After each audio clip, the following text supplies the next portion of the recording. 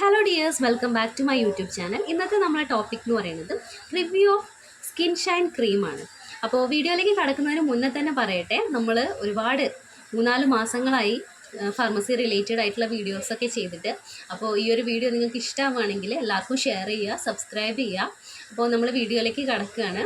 Skin Shine എന്ന് പറയുന്ന ഒരു ക്രീം മെഡിക്കൽ ഷോപ്പിൽ നിന്ന് പലരും ഒരുപാട് ആൾ, പ്രത്യേകിച്ച് ടീനേജേഴ്സൊക്കെ ഒരു ഡോക്ടേഴ്സിൻ്റെ കൺസൾട്ടേഷനോ പ്രിസ്ക്രിപ്ഷനോ ഒന്നും ഇല്ലാതെ തന്നെ സ്വന്തം ഇഷ്ടപ്രകാരം വാങ്ങി ഉപയോഗിക്കുന്ന ഒരു ക്രീമാണ്.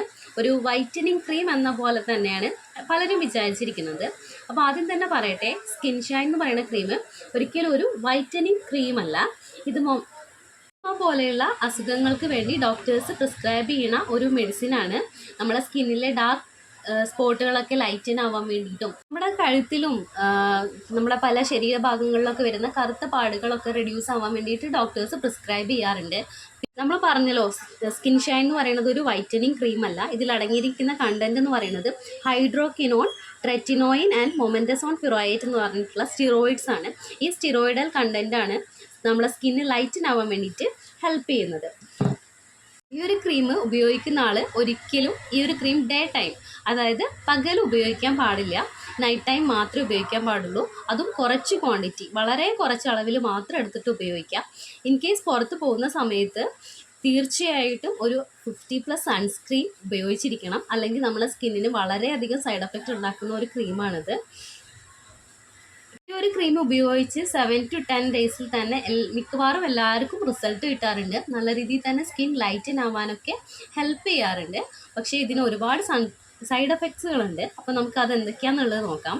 സ്റ്റിറോയിഡൽ കണ്ടന്റ് അടങ്ങിയിട്ടുള്ള ഏതൊരു ക്രീം ആയിക്കോട്ടെ, ഏതൊരു മെഡിസിൻ ആയിക്കോട്ടെ, അതിന് തീർച്ചയായിട്ടും സൈഡ് എഫക്റ്റുകൾ ഉണ്ടാവും. ഈ ഒരു ക്രീം, ഈ സ്കിൻ ഷൈൻ എന്ന് പറഞ്ഞ ഈ ഒരു ക്രീം ഉപയോഗിക്കുന്ന സമയത്ത് നമുക്ക് നല്ല രീതിയിൽ തന്നെ പുകച്ചിലും നീറ്റലൊക്കെ ഉണ്ടാവാറുണ്ട്. സ്കിന്ന് നല്ല രീതിയിൽ തന്നെ സെൻസിറ്റീവായിട്ട് മാറാനും കാരണമാവുന്നുണ്ട്. ഓൾറെഡി സെൻസിറ്റീവ് ആയിട്ടുള്ള സ്കിന്നുള്ള ആൾക്കാരാണെങ്കിൽ പ്രത്യേകിച്ചും നല്ല രീതിയിൽ തന്നെ ഈ ഒരു ക്രീം സൈഡ് എഫക്ട്സ് ഉണ്ടാക്കാറുണ്ട്.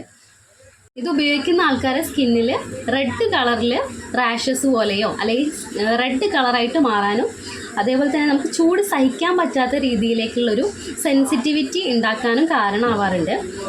കുറേ കാലങ്ങളിലായിട്ട് ഉപയോഗിക്കുന്ന ആൾക്കാർക്ക് നമ്മുടെ സ്കിന്നിൽ ഉണ്ടാകുന്ന ചെറിയ രക്തക്കുഴലുകളൊക്കെ പുറത്തേക്ക് കാണുന്ന രീതിയിലുള്ള സൈഡ് എഫക്ട്സ് ഒക്കെ ഉണ്ടാക്കാറുണ്ട്.